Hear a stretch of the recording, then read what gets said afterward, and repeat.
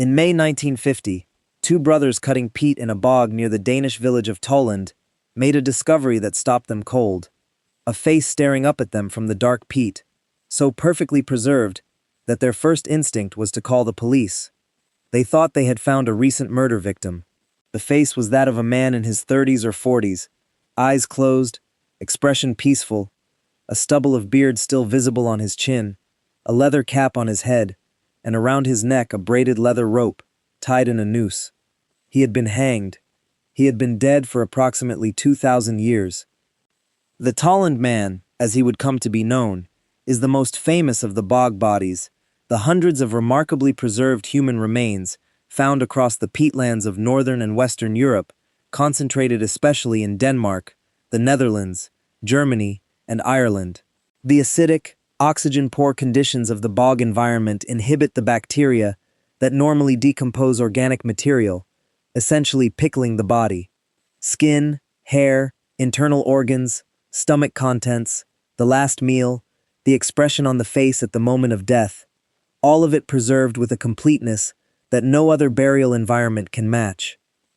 For decades after their discovery, the bog bodies were interpreted almost entirely through the lens of the Roman historian Tacitus, who wrote in his Germania, a text about the Germanic tribes north of the Roman frontier, that those convicted of certain offenses were drowned in swamps as a form of ritual execution. The bog people, the argument went, were criminals or social deviants, punished by a society that reserved its most extreme measures for those who violated its most fundamental norms. Then the ancient DNA arrived, and the story became considerably more complicated. The preserved state of the bog bodies created a scientific opportunity that researchers have only recently been fully equipped to exploit.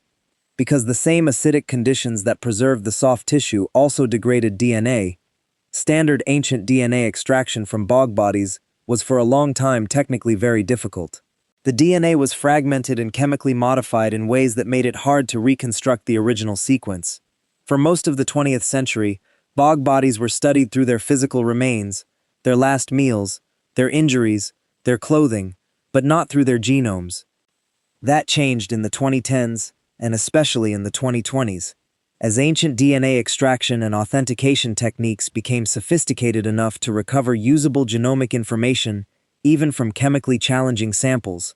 The Tollund Man himself was successfully sequenced in 2021 in a study published in the journal Antiquity, and the results produced a picture of who he was biologically that was both illuminating and, in its implications for the broader bog body phenomenon, genuinely surprising. The Tollund Man's genome placed him firmly within the Iron Age Danish population, an expected finding given the date of his death. His ancestry was the typical mixture of Anatolian farmer and steppe-related components that characterizes most Northern European Iron Age populations. He was, genetically, a local, born into the community in whose bog he was eventually placed, not a foreigner, not an outsider captured and sacrificed, a member of the community. His stomach contents, analyzed in detail, showed a final meal of barley, flax, and various wild seeds, a relatively ordinary Iron Age porridge. He had intestinal parasites, common in the period.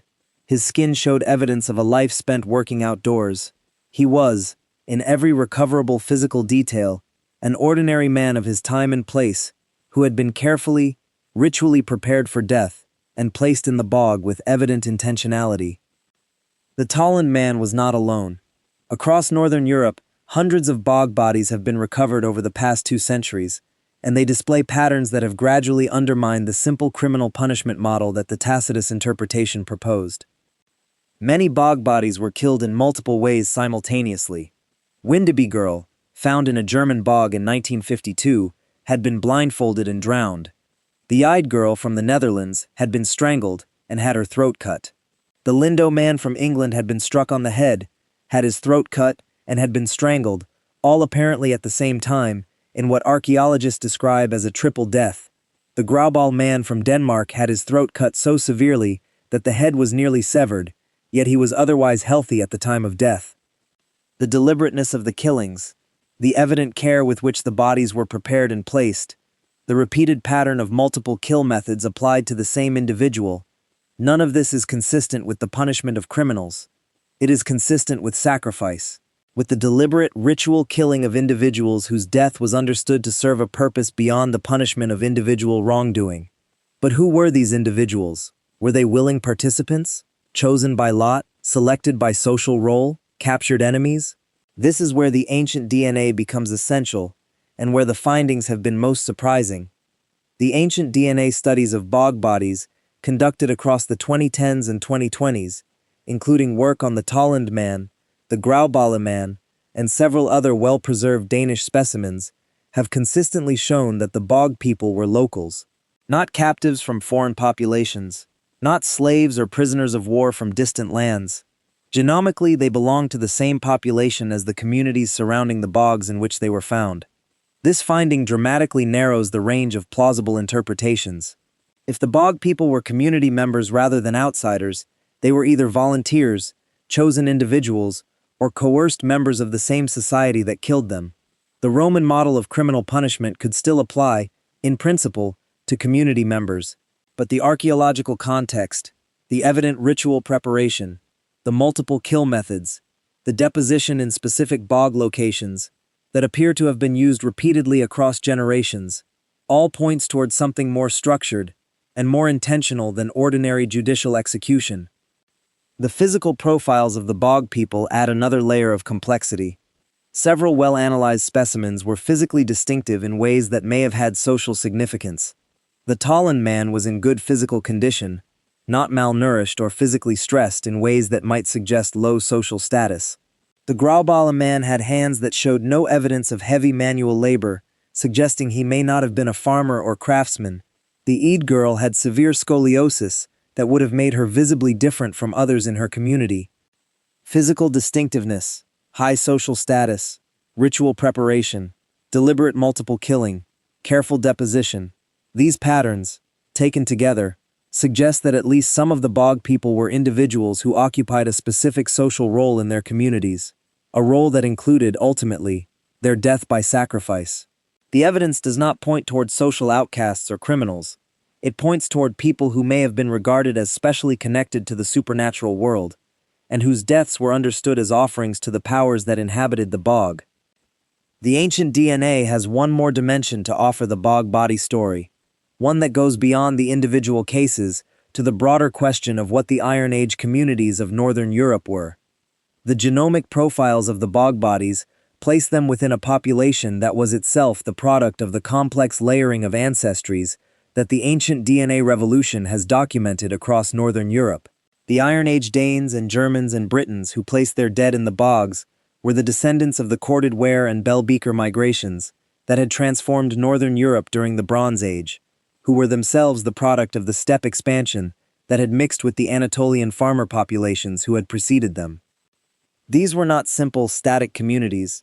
They were populations with deep histories of migration and admixture, who had developed, over the Bronze and Iron Ages, complex social and religious systems that the Roman observers who documented them from the outside understood only partially and interpreted through the lens of their own very different cultural assumptions. Tacitus was an intelligent and careful observer, but he was observing from outside, writing in Latin for a Roman audience, and translating what he saw into conceptual categories that made sense within Roman jurisprudence and Roman religion. What he may have been seeing, and what the archaeology and genetics now suggest he was certainly misunderstanding in part, was a religious practice of extraordinary complexity. The bog was not simply a convenient disposal site for unwanted members of society.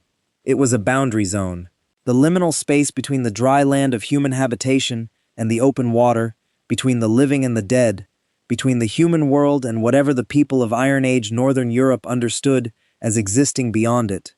Placing a carefully killed and carefully prepared body in the bog was not punishment. It was communication, an act directed at whatever the bog was understood to contain or connect to. The Tollund Man's face, after 2,000 years in the peat, still carries an expression that observers consistently describe as peaceful. His eyes are closed, his lips are slightly parted. He does not look like a man who died in terror. He looks, to those who stand before him in the Silkeborg Museum in Denmark where his head is displayed, like a man who has simply gone to sleep.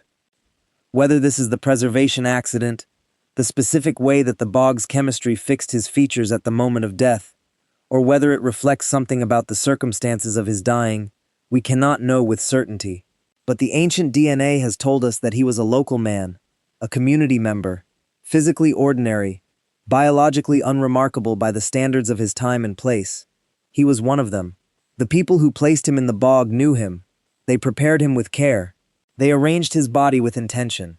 And they left him in the dark water that preserved him for the two brothers who would find him 2,000 years later and mistake him for a recent murder victim. He was not a recent murder victim. He was a man who died in a ritual that his community understood and that we are only beginning to understand. The DNA has given us the basic facts of his biology. The careful archaeology of the bog itself has given us the facts of his death. What remains, as it always does in the encounter with the deep human past, is the meaning, the story of why a community would prepare one of its own members with such evident care, and then take that person's life and place them in the liminal darkness of the peat. That story is still being assembled. The DNA is one of its most important recent chapters. And the Tollund Man's face, peaceful in the museum case, is still waiting for the rest of it to be told. The bog people were never what we thought. Not criminals, not outsiders, not the simple victims of a brutal and primitive justice system. They were community members, carefully killed and carefully placed, in a practice that the people of Iron Age Northern Europe understood as meaningful in ways that the molecule is only beginning to help us recover. The ancient DNA has told us who they were. The harder question of why they died is the one that will take longer to answer, and that their preserved faces, still watching from the museum cases of Europe, seem to be waiting for us to get right. There is one dimension of the bog body phenomenon that the ancient DNA has illuminated in an unexpected way. Several of the most carefully studied specimens, including some whose DNA has been successfully sequenced, were individuals with physical conditions that would have set them apart in their communities. The eyed girl's scoliosis, the unusually well-maintained hands of the Germanic man, the physical condition and age of the Tollund Man. These physical profiles, combined with the genomic confirmation that the bog people were community members and not outsiders, raise a question that the ancient DNA alone cannot answer, but that it makes newly thinkable. Were the people chosen for the bog selected partly because of their physical distinctiveness? Were those who looked different, or moved differently, or occupied unusual social roles precisely the people that the community understood as most appropriate for the liminal act of bog deposition? If so, the bog killings were not about punishment, or even about random selection. They were about a specific understanding of which human beings were most connected to the world beyond the dry land, and therefore most able to serve as messengers or offerings to whatever existed in the dark water. That understanding, whatever its precise form in the minds of the people who practiced it, is not recoverable from the DNA, but the DNA has given us the most important prerequisite for understanding it, the knowledge that these were not strangers, not enemies, not social waste. They were known, they were chosen, and the care with which they were killed and placed suggests that the people who killed them understood themselves to be performing an act of profound significance, not an act of disposal. The Tollund Man is still in the museum. His face is still peaceful. 2,000 years have passed, and the ancient DNA has finally told us something true about who he was. The rest of the story is still being assembled, in the peat and in the molecule, one careful extraction at a time.